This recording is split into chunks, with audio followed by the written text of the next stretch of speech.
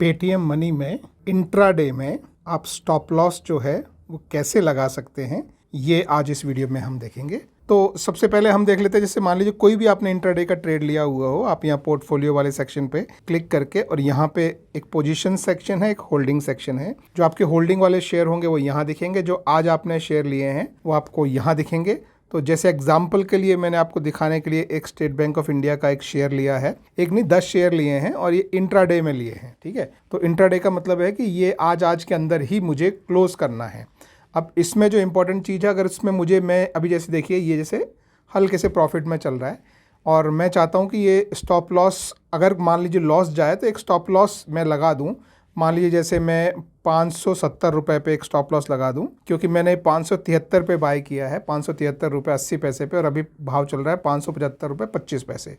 तो मैं चाहता हूं कि अगर किसी कारणवश भाव 570 पे आ जाए तो उससे नीचे जाने से पहले मेरा स्टॉप लॉस जो है वो एग्ज़िट हो जाए, मतलब मेरा स्टॉप लॉस जो है वो लग जाए और मैं ट्रेड से एग्ज़िट हो जाऊँ, ताकि इसके अगर नीचे जाए तो मुझे और लॉस ना हो। तो उसके लिए हम इस ट्रेड पे स्टॉप लॉस लगाएंगे। तो स्टॉप लॉस लगाने के लिए आपको क्या करना है, सबसे पहले इस पे कहीं भी आप जो है क्लिक कीजिए इस तरीके से। ये आपको नीचे 4 ऑप्शन दिखाई देते हैं, ऐड, एग्जिट, डिटेल, मोर। इसमें आपको एग्जिट पे क्लिक करना है। आप चिंता ना करें, एग्जिट पे क्लिक करते ही आपका एग्जिट नहीं होगा इमीडिएटली, आपको ऑप्शंस मिलेंगे। तो आप इस पर क्लिक कीजिए इस तरीके से। अब देखिए ये आपको ऑप्शन मिले हैं। अब यहाँ पे स्टॉप लॉस जो है वो इन लोगों ने थोड़ा सा छुपा के रखा हुआ है, तो आपको हल्का सा यहाँ ये एडवांस ऑप्शन जो है इस पर आपको नज़र डालनी पड़ेगी, और ये जो बटन है इस पर आप क्लिक कीजिए तो इस तरीके से आपको ये ऑप्शन मिलेगा, और यहाँ पे आपका ऑप्शन है स्टॉप लॉस का, ठीक है। तो मैं क्या करूँगा, ये इसे पहले चेक करूँगा। तो अब देखिए चेक करने के बाद आपको जो है यहाँ पे देखिए होल्डिंग और ट्रेड, तो इसमें आपको ध्यान रखना है, अगर आपका इंट्राडे में लिया हुआ है तो ये ट्रेड लगाएं, और अगर डिलीवरी वाला लिया हुआ है तो होल्डिंग लगाएं। तो ये होल्डिंग हो जाता है, ये ट्रेड हो जाता है, ठीक है। अभी क्वांटिटी जो है वो ऑटोमेटिक जो मेरे पास थी वो यहाँ पे जो है भर जाएगी, लेकिन अगर नहीं भरे तो आप ये क्वांटिटी जितना आपको एग्जिट करना है, जितने पे स्टॉप लॉस लगाना है वो आप लगाएं, ठीक है। अब इसके बाद जो नेक्स्ट जो चीज़ है वो है आपका ट्रिगर प्राइस और फिर आपका सेलिंग प्राइस। ये 2 प्राइस होते हैं दोस्तों, ये थोड़ा समझिए। इसका मतलब क्या होता है कि जब आप स्टॉप लॉस लगाएंगे तो आपका ऑर्डर ब्रोकर के पास रहेगा, और जैसे ही ट्रिगर प्राइस जो भी आप लगाएं, मान लो मैं यहाँ पे 570 लगाऊंगा, तो जैसे ही ट्रिगर प्राइस आएगा ब्रोकर आपका ऑर्डर जो है वो एक्सचेंज को भेज देगा, ठीक है। और एक्सचेंज पे वो ऑर्डर किस प्राइस पे एग्जीक्यूट होगा वो आपका यहाँ पे प्राइस है। तो मान लीजिए मैं जैसे अभी यहाँ पे मैं अपना प्राइस डाल देता हूँ 570, तो जब प्राइस गिरता हुआ 570 पे आ जाए तो ये ऑर्डर एक्सचेंज को चला जाए, ये दिखाता है आपका ट्रिगर प्राइस, ठीक है।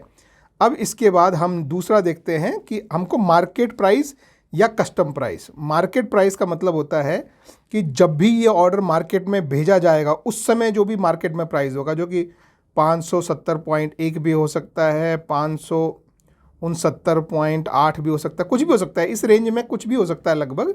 तो इसके आसपास का प्राइस होगा और वो इमीडिएटली एग्जीक्यूट हो जाएगा, ठीक है। अगर आप ऐसा नहीं चाहते, आप चाहते हैं कि आपके प्राइस पे एग्जीक्यूट हो, तो आपका ये जो कस्टम प्राइस है इसको आपको चेक करना पड़ेगा इस तरीके से, और आप अपना प्राइस इसमें भर सकते हैं। तो मैं यहाँ पे अपना प्राइस फिर से वही 570 भरूँगा। तो अभी देखिए, हाँ ये इसको मान लीजिए हम 570.1 कर देते हैं। तो अभी इसका मतलब समझिए कि जब ट्रिगर प्राइस 570.1 होगा तो ऑर्डर एक्सचेंज को जाएगा, और एक्सचेंज में ऑर्डर लगेगा कि जैसे ही प्राइस 570 आए गिर के मेरा स्टॉप लॉस ट्रिगर हो जाए। इस तरीके से आप इसका स्टॉप लॉस जो है लगा सकते हैं।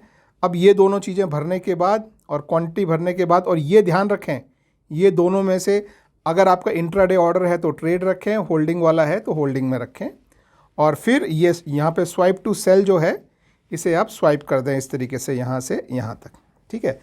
तो अब आप देखेंगे कि आपका ऑर्डर जो है वो लग चुका है, और ऑर्डर को देखने के लिए आप अपने ये ऑर्डर वाले सेक्शन में जाएंगे तो आपको यहाँ पे आपका ऑर्डर जो है वो दिख जाएगा। स्टेट बैंक ऑफ इंडिया पे ऑर्डर लगा है, सेलिंग ऑर्डर है, इंट्राडे का ऑर्डर है, 10 क्वांटिटी का ऑर्डर है, अभी प्राइस ये चल रहा है, हमारा जो प्राइस है वो इस पे ये सेल ऑर्डर जो है वो एग्जीक्यूट होगा जब प्राइस गिर के 570 पे आएगा, ठीक है।